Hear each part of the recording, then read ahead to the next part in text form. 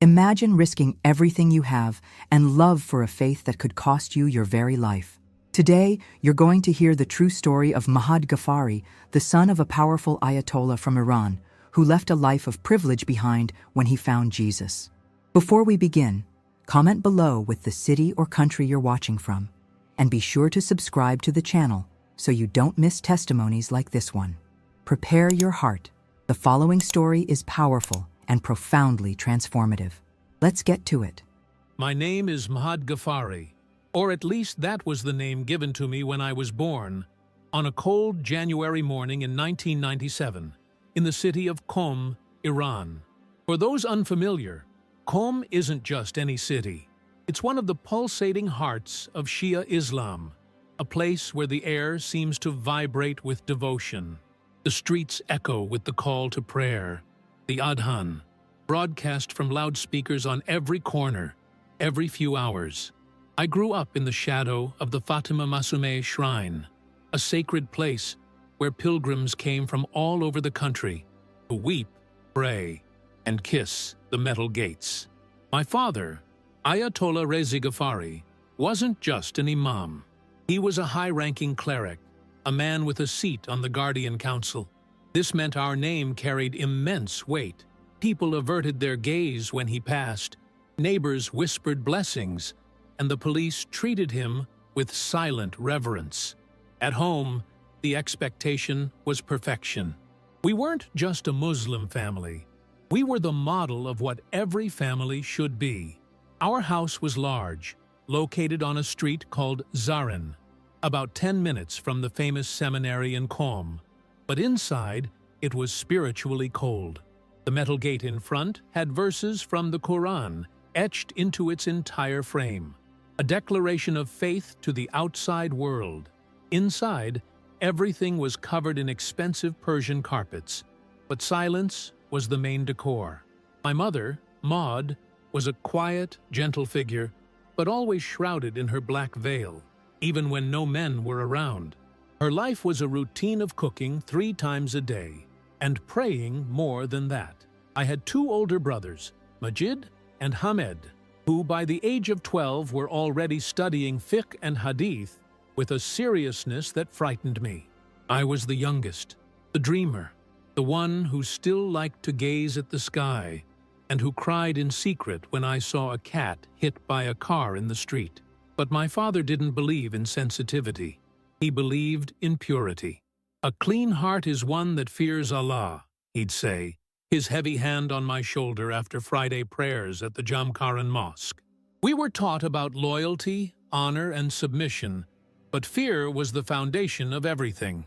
My formal education in faith began early, relentlessly. By the age of 5, I had already memorized Surah Al-Fatiha and was being prepared for madrasa. I remember nights when I would hear the other boys in the neighborhood playing in the alleyways of Partisan, their laughter echoing while I sat cross-legged on the cold floor. In front of me was a white-bearded teacher named Sheikh Mortasa, a man who smelled of a strange mix of rose water and sweat. He held a wooden stick, and for every mistake I made in Tajwid, the correct pronunciation of the Quran, he would strike my fingers. It wasn't with anger. It was with a sense of duty. "You are Reza Ghaffari's son," he constantly reminded me, his voice low and firm. "You must never shame him." And I didn't want to shame anyone. Deep down, all I wanted was to see my father smile at me. A real smile, not just a nod of approval.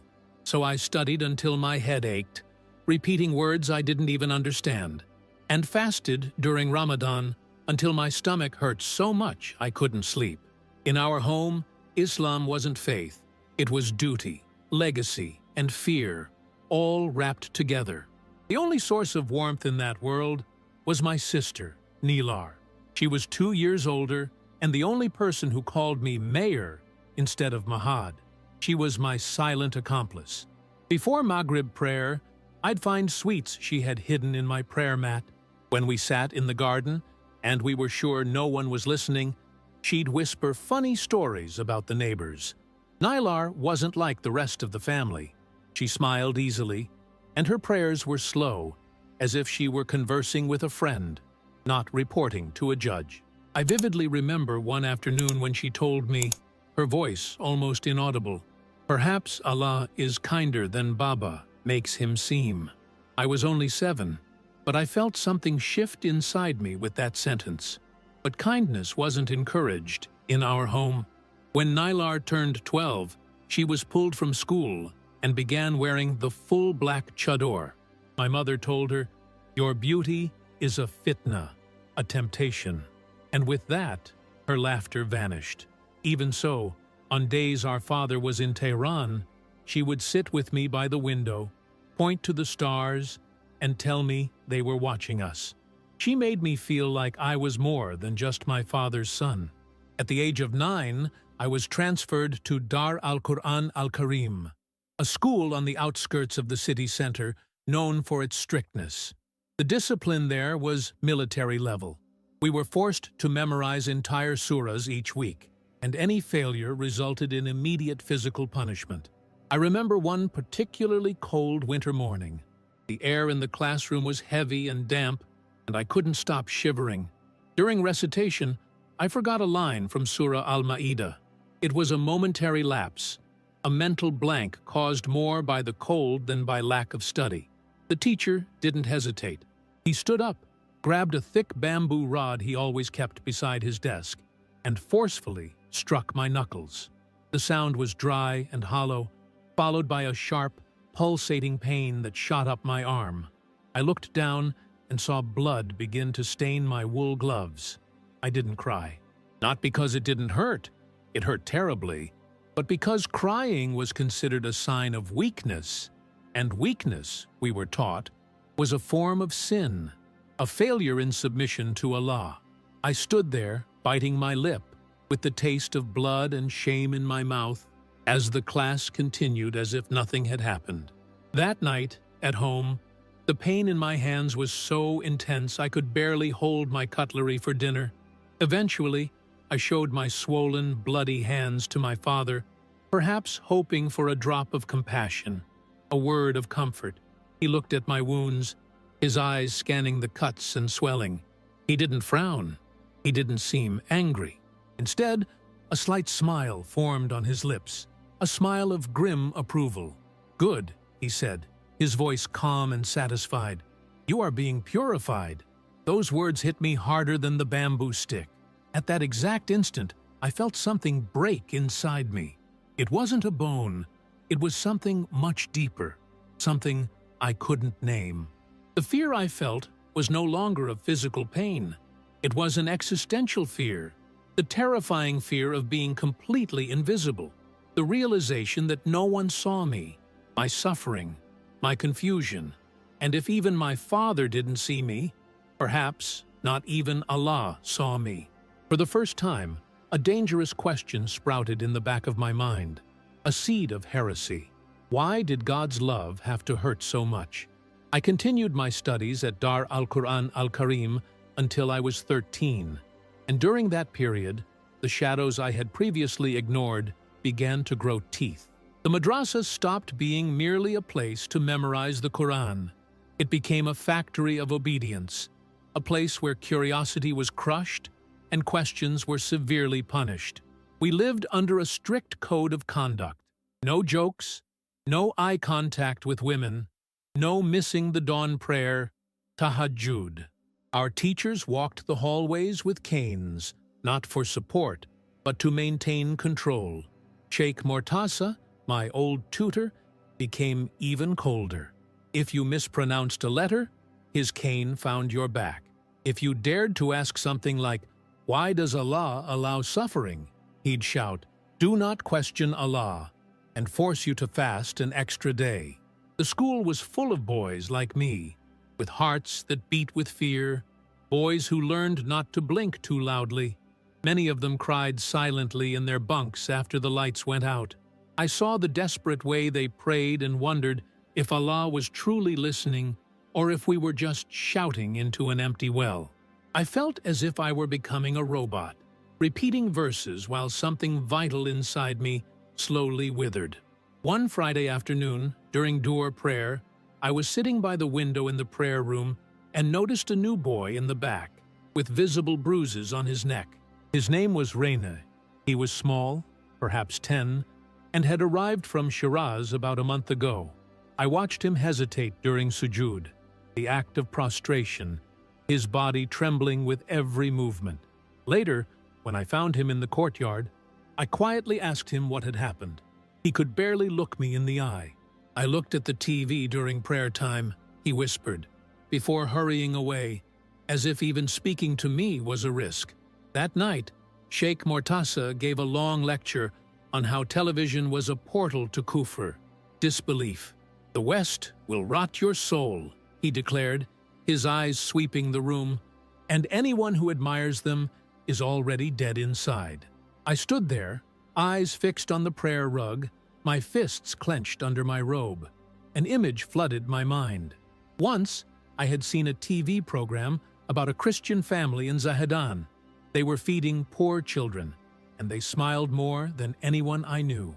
That image of joy and service stayed with me much longer than Surah Al-Baqarah ever could. But to say that aloud would be unthinkable. At home, the situation became even more tense. My father was promoted to a more senior position on the Guardian Council, which meant he spent most of the week in Tehran, in meetings near Pasteur Street. When he returned on weekends, the whole house froze. It was a palpable shift in the air. My brothers straightened their posture, my mother lowered her eyes, and I made sure my hands smelled of rose water, not ink or book dust. He spoke incessantly about the dangers of secularism, about the need for a complete Islamic revival. "We are the guardians of Sharia," he would say at the dinner table, his voice resounding like a decree, "and the world is watching us." It was around this time that he started searching my school bag every night. He would empty it onto the carpet, checking every book, every note. If he found a blank page in my Quran studies notebook, he would throw it on the floor and ask, with narrowed eyes, "You're not a kafir, are you, Mahad?" I would laugh nervously, shaking my head, but my stomach would churn into knots. I was no longer afraid of just being punished. I was afraid of no longer being what he wanted me to be. And worse, I was no longer sure if I wanted to be that. Outside the walls of our house and the madrasa, life in Qom continued. People walked to the bazaar, bargained for dates and bread, laughed at street vendors' jokes. But for me, life had become a long corridor of closed doors. I drifted away from my cousins from Isfahan. When they visited, my father instructed me to lead them in prayer to set an example, which only created more distance. My schoolmates also avoided me, intimidated by my father's power. Even teachers were cautious about grading me. I was alone, not just physically, but in a solitude of belief that was much deeper. I started hiding behind books I wasn't even reading, just to have a place for my mind to wander. During prayers, I daydreamed about escape, looking at old maps in history books and imagining what cities like Rome, Paris, or London would smell like. One night, during Tahajjud, the dawn prayer, I silently slipped out of my room. My hands were cold and my chest was tight. I climbed onto the roof and sat on the edge, looking at the Qom skyline. The minarets of the Fatima Masume shrine gleamed. I had memorized so many names of Allah, Ar-Rahman, Ar-Rahim, Al-Mutakabir, but none of them felt close. I whispered to the wind, "Allah, if you are there, why do I feel so much fear?" The silence that followed was louder than any answer. The shame of that rooftop prayer consumed me the next day. I resumed acting normal, playing my role. I led afternoon prayer, corrected a younger boy's tajwid, even helped serve the meal at school. But something had changed forever. I had uttered a forbidden phrase, and its echo wouldn't leave me. A few weeks later, I made a decision that terrified me. I skipped Maghrib prayer for the first time in my life. I hid behind the tall bookshelves in the back of the madrasa library, pretending to study fiqh.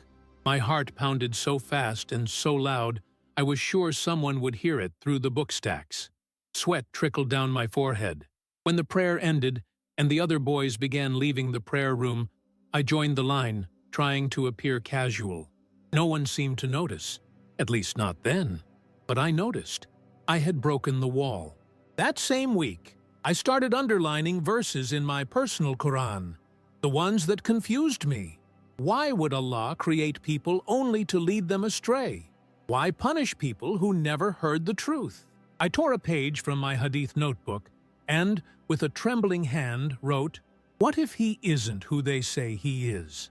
I folded the tiny paper, hid it under my mattress, and felt as if I had thrown a stone at the Kaaba. But strangely, what I felt wasn't guilt. It was relief. For the first time, I wasn't just memorizing. I was searching. My father noticed something was different. My facade wasn't as good as I thought. One night, he called me into his study, a room that always intimidated me. The walls were lined with religious texts, framed fatwas, and a huge photograph of Ayatollah Khomeini that seemed to watch us. He stared at me from across his massive dark wood desk. "Is there something you want to tell me, Mahad?" he asked, his voice dangerously calm. I shook my head, pretending not to understand, but his eyes narrowed, piercing. "You've been quiet. Your teachers say your voice trembles when you lead prayer." I quickly replied, the excuse ready on my tongue, "I'm tired, Baba." The fasting was hard this year. He nodded slowly, but it was obvious he didn't believe me. Then he leaned forward, resting his elbows on the desk, and said words that froze my blood. "A Ghafari does not weaken. Weakness is the way of the kuffar." That night, I couldn't sleep. I lay in bed, watching the ceiling fan spin, its slow rhythm matching my heartbeat. I felt like a stranger within my own name, my own skin. I wasn't running from Allah. I was just wondering if the one I was told to worship even knew my name. That year, something died within me, but something else, very subtle, was being born. And a new voice, different from my father's or the teacher's, began to whisper gently, "Are you ready to see me?" The first spark of light came in the spring of 2014. I was 17, and my father had sent me to Tehran to begin advanced religious training at a seminary near Enghelab Square. He had arranged for me to study under a senior scholar he admired, a man who had previously taught in Qom before joining the Ministry of Culture. I stayed in a dormitory run by the Hausa, a short walk from the old Armenian quarter. It was there that I met Daniel. He worked part-time at the bookstore across the street from the seminary. He was a quiet, polite boy, my age, who studied graphic design at the University of Tehran. The first thing I noticed about him was subtle, yet shocking to me. He didn't lower his head when the religious police passed by. One day, I went into the store to buy a notebook. He smiled at me, a genuine smile that took me by surprise. "You study Islam, right?" he asked, looking at my clothes. I nodded. Then he said, with the same calm, "I follow Isa." I blinked, confused. Isa, as in Jesus. I stood there, speechless. I paid for the notebook and left quickly, my heart pounding. The casualness with which he said it haunted me for days. The following week, curiosity got the better of me, and I returned to the bookstore, using the excuse of buying a pen. I saw Daniel reading a small, white-covered book. The writing wasn't Arabic. It looked like a mix of English and Persian. He looked up and smiled again, without any trace of embarrassment. "This is from the Injil," he said, using the Persian word for gospel. "Have you ever read it?" I shook my head no, feeling both intrigued and terrified. All I knew was that the Injil had been corrupted. He paused, then read a line aloud, his voice soft, but the words falling on me like stones. "Come to me, all you who are weary and burdened, and I will give you rest." I can't explain why, but that phrase hit me like a punch to the gut. It was as if it had been written for me, for the boy on the roof, for the boy with the bloody hands. I chuckled awkwardly and said the first thing that came to mind.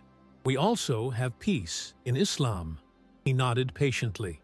"Yes, but this peace," he said, pointing to the book, is not earned, it is given. That night, I couldn't sleep. The phrase echoed in my mind. Peace not earned. My entire life had been about earning, deserving, memorizing, obeying, suffering. And yet, I had never felt peace. A few days later, I had a dream. It wasn't like the confused, anxious dreams I usually had. In this one, I was standing beside a gently flowing river. A man dressed in white stood beside me. He said nothing, just looked at me. And somehow, I knew he saw everything. The fear, the loneliness, the hidden questions. His eyes were kind. They weren't the judgmental eyes of the imams or my teachers. They were eyes that didn't condemn. They simply were present. I woke up with my face wet with tears, not understanding why. I didn't tell anyone, of course. Dreaming of Isa, of Jesus, was dangerous. Talking about him outside what the Quran allowed could be considered blasphemy. In madrasa, we were taught that Christians worshipped a false god and that their book was a corrupted farce over the centuries. But the words Daniel read, they seemed clean. They felt warm, as if someone were whispering directly to my heart instead of shouting at my soul. The battle within me was fierce, a lifetime of doctrine against a single feeling of peace. I returned to the bookstore one more time, this time with my heart in my mouth, nervousness making me break into a cold sweat. Daniel saw me enter, paused what he was doing, and without me saying a word, pulled a folded page from his pocket. "If you are ready," he said in a low voice, "you can read this, in secret. Don't tell anyone. It could cost you everything." That night, I locked my dorm room door. I waited until all sounds from the hallway ceased. With trembling hands, I unfolded the page Daniel gave me. It was the story of the prodigal son, printed front and back, in English and Persian. I read it by the dim light of my phone screen. The story of a boy who runs away, squanders everything he has, and when he returns, broken and humiliated, expecting to be punished or rejected, his father sees him from afar and runs to him. The father embraces him, kisses him, and orders a feast. There was no punishment, no lashings, no sermons, no scornful glances. There was only mercy. A mercy so extravagant it seemed illogical. I thought of all the times I had been beaten for a mistake in Quranic recitation, all the times my father's approval depended on my perfection.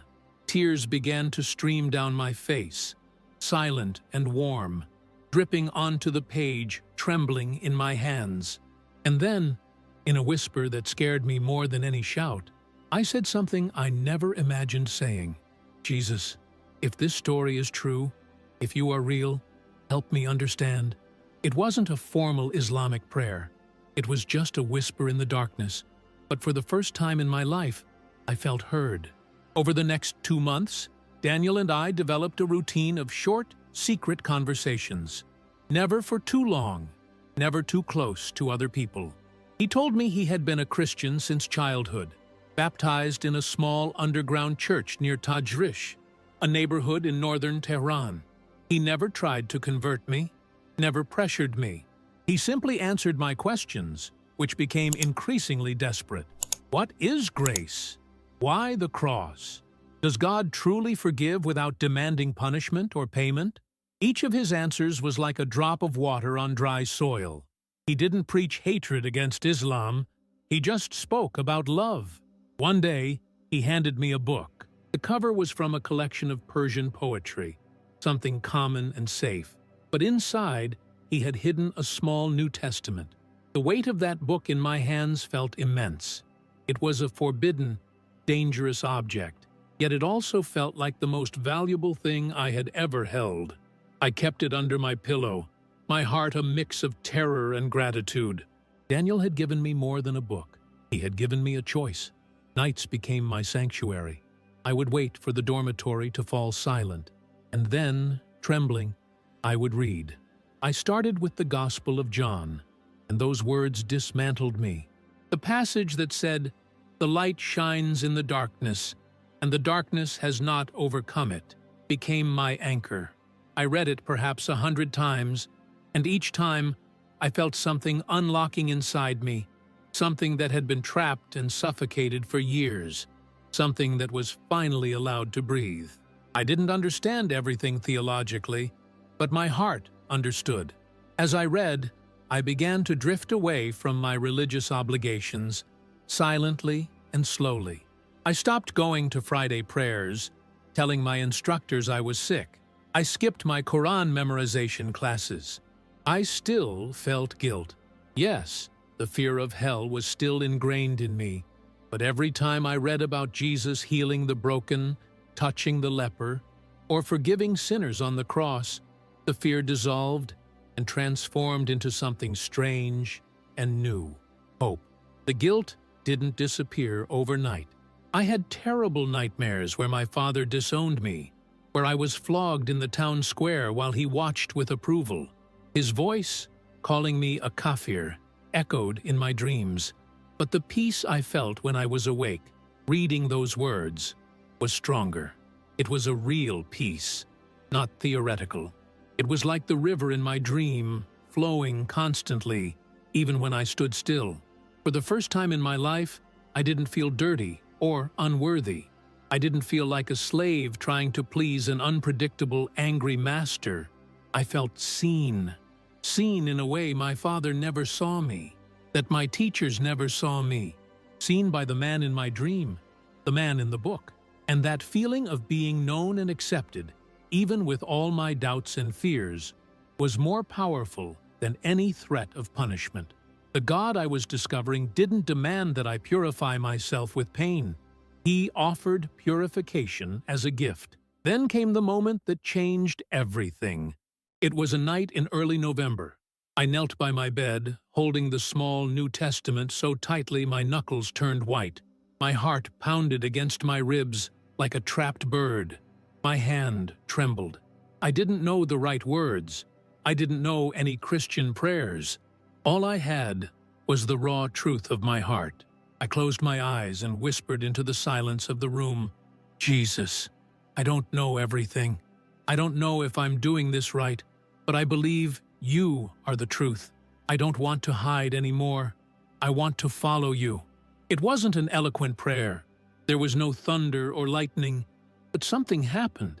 I felt a warmth spread through my chest, a physical sensation, as if someone had lit a candle in a dark, cold room. I didn't see angels or hear voices, but I felt different, lighter, loved. For the first time in my life, I wasn't praying out of fear. I was conversing from my heart, and I knew, with a certainty that transcended logic, that Jesus had heard me. The days that followed that prayer were both beautiful and terrifying. I smiled more, secretly listened to the worship songs Daniel gave me on a USB stick hidden inside a pen, and read the Gospel of Matthew every night. I no longer felt fear skipping the 5 daily prayers. I felt free. But that freedom came with a shadow. I knew that if my father found out, it wouldn't end in shouting. It would end in blood. In January 2015, I returned to Qom to visit my family during school holidays, pretending nothing had changed. My father was home, and the atmosphere was heavier than ever. The walls seemed to listen. The air was dense. I had hidden my small New Testament inside a copy of the Nahj al-Balagha, a book of Ali's speeches, and kept it in my backpack. But that morning, my younger cousin, Amir, only 11, walked into my room without knocking and caught me reading. He didn't say anything. He just stood there, eyes wide, and then slowly began to back away. I tried to stammer an explanation that it was a book for a comparative religion assignment, but he turned and ran before I could finish the sentence. My blood ran cold. I knew it was over. The day dragged on in a deadly silence, until, at dusk, my father's voice thundered through the house. "Mahad, come here." Now. I walked slowly into the living room. The scene felt like a courtroom. My father stood in the center of the Persian rug, a judge ready to deliver the sentence. My mother sat on the edge of the sofa, her whole body trembling. My brothers, Majid and Hamed, were there, arms crossed, their faces a mask of disapproval. In the corner, Amir looked at the floor, huddled. In my father's hand was my small Bible, the pages crumpled and torn. "What is this?" he roared, his voice echoing in the silent room. I tried to speak, but the words caught in my throat. "It's just something I was reading." "Reading?" He spat the word like poison. "You bring Christian filth into this house? You insult Islam under my roof?" He threw the Bible to the floor and pointed a trembling finger at me. "Are you a murtad? Have you apostatized?" The word hung in the air, heavy and sharp as a blade. In Iran, being a murtad, an apostate, is not just shameful, it is punishable by death. I didn't answer. I couldn't lie, and I couldn't deny Jesus. My silence was the confession. My father's face transformed. It was no longer just anger. It was a mixture of betrayal, grief, and incandescent fury. He turned to my brothers. "Call the Shura. Let them know this will not remain in our house." My mother sobbed. "Please, Reza, he is still your son." But he shouted back, without even looking at her, "No, he is dead to me now." That night, men from the local religious committee came to our house. I knew them. They were men who had eaten at our table, who had prayed beside me at the mosque, who had praised my Quran recitation. Now, they looked at me with cold disgust. "How long have you been infected with this kufr?" one of them asked, his voice filled with contempt. I kept my head down. They didn't want answers. They wanted a performance of shame. One of them kicked my backpack, and the small USB drive with the worship songs rolled across the floor. "He's spreading Christian lies," the man said, picking it up as if it were evidence of a heinous crime. "He must publicly repent or face the consequences." My stomach churned. My father was not interested in exile or repentance. He said, "If the government doesn't do it, I will. Sharia is clear. Apostasy must be punished." That night, he locked me in a storage room in the back of the house. There were no windows, no food, just the cold concrete floor and total darkness. I could hear my mother crying through the wall. In the dark, I whispered, "Jesus, are you still with me?" The silence pressed in, but somehow I felt a little less alone. On the third day, the door opened. They pulled me out and dragged me to the backyard. My uncles were there, some neighbors too. A small crowd gathered to witness. I was barefoot, my hands tied behind my back. My father stood in front of me. In his hand, he held a short blade. It wasn't sharp like a kitchen knife. It was thick, uneven, almost ceremonial. He looked into my eyes one last time, and his voice was cold as stone. "You chose the cross instead of the crescent, so let the world see what happens to traitors." I screamed. I begged. But no one moved to help me. My brother Hamed held my left arm and pressed it against a stone block we used for chopping wood. I remember seeing the startled birds flying from the trees the moment the blade came down. I remember the pain, hot, deep, and immediate, a pain that felt like it tore my soul. And I remember the sound of my own voice, an animalistic howl, as my blood spurted and soaked the dry garden earth. The last thing I saw before I blacked out was my father's impassive face as my hand fell beside the block. They dragged me to the field behind the house and left me there, semi-conscious, bleeding, and covered me with a sheet as if I were already a corpse. That night, I truly thought I was going to die. The night sky was full of stars, but they spun and blurred in my hazy vision. The cold night air cut my face and burned in my lungs, and the smell of earth mixed with my own blood was suffocating. I pressed my right hand against the stump of my left arm, desperately trying to stop the bleeding, but it kept flowing, hot and incessant. I no longer had the strength to scream.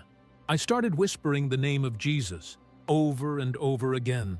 It wasn't a battle cry, nor a powerful prayer. It was like a child's cry calling for their mother in the dark. And then, something strange happened. I felt a warmth. It didn't come from the air. It didn't come from my feverish body. It was a warmth that came from within, as if someone were holding me. I didn't see anyone, but I felt it. A gentle, firm, loving presence. It didn't take away the physical pain, but it told me, without words, that I was not alone. In that moment, I whispered into the darkness, "You see me, don't you?" And then, everything went black. When I opened my eyes again, I was in the back seat of a moving car. The smell was of vinegar, blood, and old fabric. My body trembled uncontrollably, and my head throbbed with a dull ache. I was alive. The man who rescued me, a Christian from our neighborhood named Arash, found me while walking his dog. He told me later that he saw the sheet move and thought it was an injured animal. He wrapped my arm with his own shirt, carried me to his old car, and drove me out of there. "You are safe now," he said softly as he drove through the dark streets. He took me to a hidden apartment in a quiet neighborhood in South Tehran, not far from the Behesht-e Zahra cemetery. The place belonged to an underground network that helped persecuted Christians. His wife, Lala, was a nurse. She had been fired from Sina Hospital when they discovered she had converted. In silence, with a calm face but quick, firm hands, she began to clean my wounds. I couldn't speak. The pain in my body was overwhelming, but the silence and kindness of that place were louder. The first few nights were a blur of pain and fever. I drifted in and out of consciousness, sometimes mumbling nonsense words, sometimes crying silently. I remember one night when the fever peaked. I was shaking violently, drenched in sweat, and my vision blurred as I felt my body giving up. It was then that I saw him again, the man in white. This time, he was in a vast valley, surrounded by a light that didn't burn, but enveloped me like a warm blanket on a winter night. He didn't speak, but somehow I understood him perfectly. He extended his hand towards me, not with power or force, but with infinite tenderness. In the dream, my lost left hand was whole again, and I raised it towards his. The moment our hands touched, I felt something wash over my entire being, something purer than water and deeper than blood. When I woke up, I was sobbing, gasping for breath, and the words came out of my mouth in a hoarse whisper, "Jesus, you didn't leave me?" Lala was by my side, placing a damp cloth on my forehead and praying softly in Farsi. As the days passed, my body slowly began to heal. I still felt phantom pain where my hand used to be, a constant reminder of what had happened. But something far more important was changing inside me. When I had the strength to sit up, Arash gave me a Bible, my own copy, hidden inside the cover of a worn poetry book. I opened it with my single hand, carefully, and began to read again. This time, the words seemed alive, pulsating. Every verse in the book of John spoke directly to my wounds. The light shines in the darkness, and the darkness has not overcome it. I read that line hundreds of times, weeping, because now I knew in my own flesh that my darkness had not won. Jesus was not just a prophet in an ancient book or a story about mercy. He was real, and he had come for me when everyone else, my family, my neighbors, the men of my religion, left me to die. In that small, dark apartment in Tehran, I stopped trying to earn love. I finally received it. One afternoon, as the call to prayer faintly echoed through the window, Arash sat beside me and asked, in his gentle voice, "Are you ready?" I didn't need to ask what he meant. I knew. I looked at my still weak body, at the stump of my left arm wrapped in gauze, at the scars that marked my skin. And then I looked at him and nodded. The word came out firm, without hesitation. Yes, I want to belong to him. That night, they took me to a basement apartment in Ekbatan. The place was stripped bare. There were no church pews, no crosses on the wall, no special lighting, just a single bare bulb hanging from the ceiling. But the peace in that room was denser and more real than in any mosque I had ever visited. I stood barefoot in a large plastic basin, with water heated in a kettle. Arash placed his hand on my shoulder. "Mahad," he said, using my old name for the last time, "do you believe that Jesus is Lord?" I took a deep breath, feeling the air fill my lungs. "I believe." He lowered me into the water. When I came up, gasping, I felt as if the last layer of fear and filth had been washed away from me. I was no longer just a convert. I was his. After the baptism, the few people present embraced me, one by one, with a tenderness that made me weep. Their hugs were careful, mindful of my wound, but filled with an acceptance I had never known. One of them handed me a small necklace with a simple wooden cross. I tucked it under my shirt, feeling the wood press against my skin, a warm secret close to my heart. That night, I didn't sleep. I stayed awake, looking out the window at the silent Tehran street, and whispered my new name, over and over again. Joseph, in Farsi, Yusuf. I chose it from the Bible. The story of Joseph, the man who was betrayed by his own brothers, thrown into a pit, sold into slavery, unjustly imprisoned, and yet used and exalted by God to save many. It felt like my story. I was no longer Mahad. That name belonged to the boy who desperately tried to please a God he feared. Joseph was the man who had been rescued by a God who loved him. I pressed the cross against my chest and whispered in the dark, "I am yours, Jesus. Even if they find me, even if I die, I am no longer afraid." The healing was slow. My arm would never be complete again, but my soul was growing stronger every day. I read the Gospels with insatiable hunger, finding new meaning in Jesus' words with each reading. "Blessed are those who are persecuted for righteousness' sake, for theirs is the kingdom of heaven." I was not cursed. I was blessed. My wounds were no longer symbols of shame. They were proof that I had found the living God. I started writing my prayers in a small notebook. I thanked Jesus for the pain, for the rescue, even for the betrayal. "Because if they hadn't broken me," I wrote one night, "I would have never found you." Lala, with her infinite patience, taught me how to fold my clothes with one hand, how to eat and write without depending on others. But the most important lesson she taught me was how to talk to Jesus, not as a distant master, but as a friend, as someone who was there, in the room, listening. In the second month, I started helping Arash with small tasks. I organized the books they distributed, helped prepare locations for silent prayer meetings, and sometimes just shared my story with others who were still afraid and full of doubt. We met in hidden corners of Tehran, reading the Psalms by candlelight, praying in small groups that dared not raise their voices. I met other converts, former clerics, university students, even a retired Revolutionary Guard soldier. We were all broken in different ways, but we were united in one truth. Jesus found us in our valleys and lifted us up. One night, leaving a house church in Shariati, I looked at the sky and whispered, "You didn't leave me in the field. You didn't leave me in the dark." And for the first time in my life, I believed it completely. I was not just a survivor. I was saved. I was chosen. I was loved. And no hand raised against me could undo what Jesus had done within me. In the summer of 2016, it became too dangerous for me to remain in Tehran. The security of my hiding place was compromised. Arash discovered that security officials had started asking questions about my disappearance to our old neighbors in Qom. Rumors spread like wildfire. They said I had become a missionary, that I was working with foreigners to corrupt young Muslims. One night, Arash came home, pale, breathless. "They went to the bookstore," he said, his voice trembling. "Someone is watching us." That same week, a friend of ours, Farid, a recent convert, was arrested outside his apartment near Valier Asr Square. We heard he was taken to Evin prison. After that, there was no choice. I needed to leave Iran.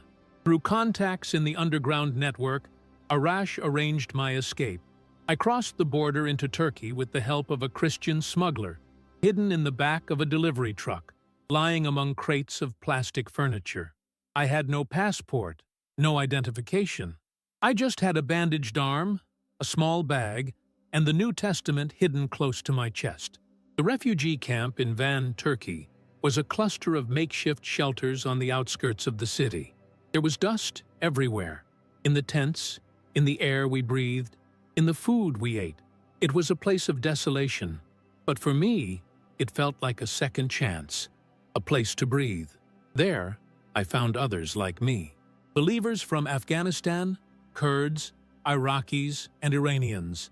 We all had scars, both visible and invisible, and we all had the same silent fire in our eyes. I met a man named Samir, who had been a Shia cleric in Karbala, before having a vision of Jesus in a hospital room. I met Miriam, a university professor from Mashhad, who was reported by her own son for her Christian sympathies. We shared our meals, our prayers, and our tears. We washed each other's feet in an act of humility.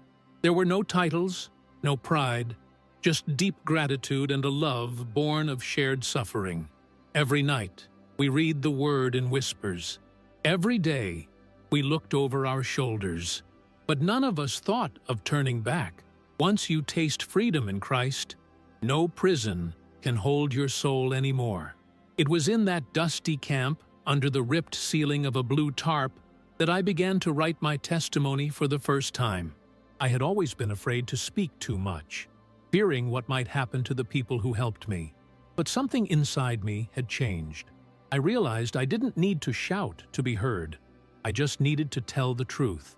With my right hand, the only one I had left, I began to write page after page. I wrote about Qom, about my father, about the field where I bled, and about the man in white who came to me in the valley of death. My words weren't perfect, my grammar was simple, but it was my story. Lala once told me, "Your scars will preach louder than your voice." Now I believed her. I printed copies of my testimony and discreetly passed them to trusted people in the camp. Some read and wept, others sent them to churches abroad. And the more I shared my story, the more healing happened. Not just in my body, but in a much deeper place. The act of writing opened a door to something I thought impossible: forgiveness. I began to pray for my father. At first it was difficult, almost forced, but I kept going. Not with bitterness, but trying to find a place of mercy. "Father, forgive him," I whispered, sometimes through clenched teeth, sometimes through tears. He thought he was defending you. I didn't know if he would ever repent, or if he even cared if I was alive. But I stopped praying for vengeance. I started praying for his peace. I also wrote a letter to my mother, though I had no way to send it. I told her I loved her, that I never blamed her, and that if I ever saw her again, I would hug her tightly. I folded that letter and kept it inside my Bible, right next to the verse that had changed my life. John 1:5. The light shines in the darkness, and the darkness has not overcome it. Forgiveness didn't erase the past, but it gave it new meaning. My scars had become my story, and my silence had become my song. The small underground church in the refugee camp grew. We never advertised it. We just prayed and trusted that God would guide people to us. I started teaching the Word as best I could. We studied Matthew, Romans, the Psalms. We memorized verses as if they were seeds planted in fertile soil. Even the children learned to say, "Jesus loves me," in Farsi and Turkish. I saw lives transforming before me. Hardened men softened. Hearts filled with anger melted. People who thought God had forgotten them finally understood grace. One day, an older man, Baram, who had lost his entire family when he converted, was smiling during our prayers. I asked him, "Why do you still smile?" He replied, "Because I lost everything, but I found Jesus, and He is enough." That stuck with me. I remembered that even though I had lost my hand, I had gained something infinitely greater. The memories still haunted me some nights, but the truth had become my anchor. I no longer feared being hunted. I feared remaining silent, for I knew many others still believed God only speaks through anger, and punishment. I arrived in London on a grey, rainy morning in February 2018. The air smelled of wet asphalt and roasted chestnuts, a strange but comforting scent.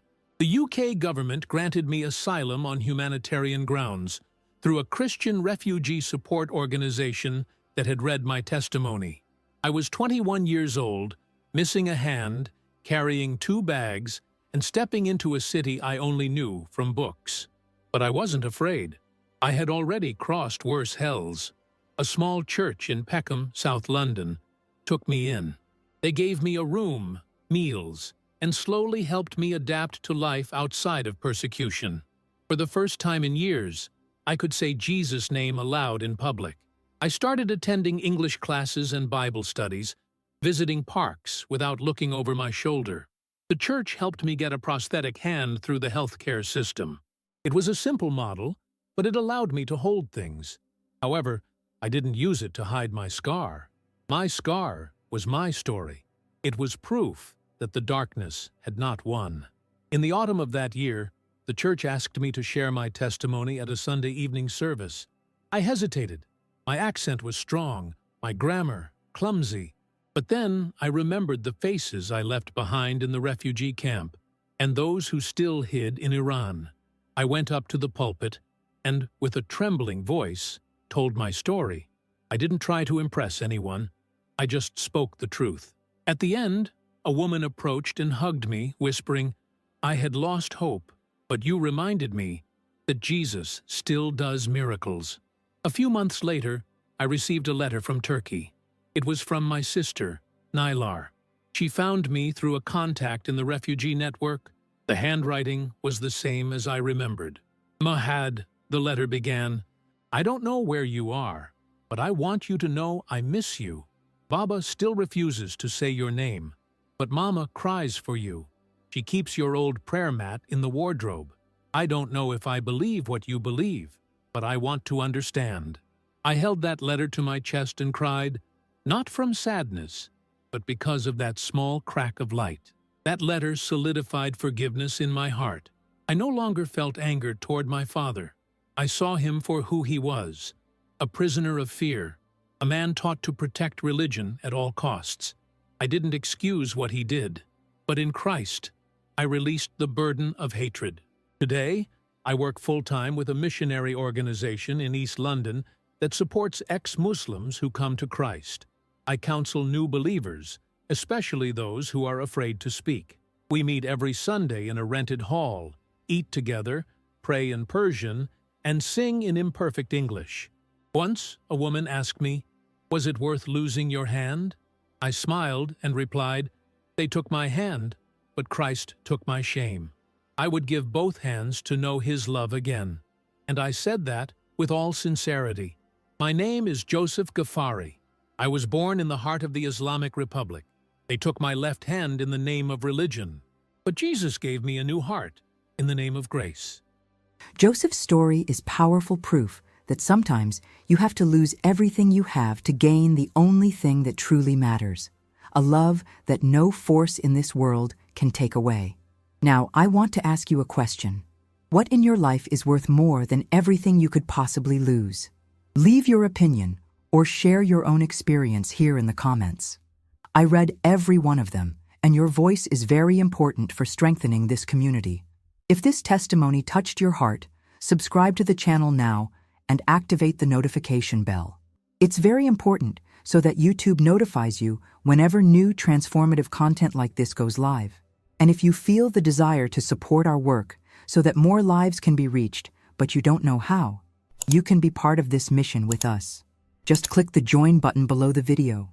It's a simple and direct way to help us continue. Don't leave yet. I'm leaving another video right here that I know will speak deeply to you. Just click and continue this journey. May God be with you and see you next time.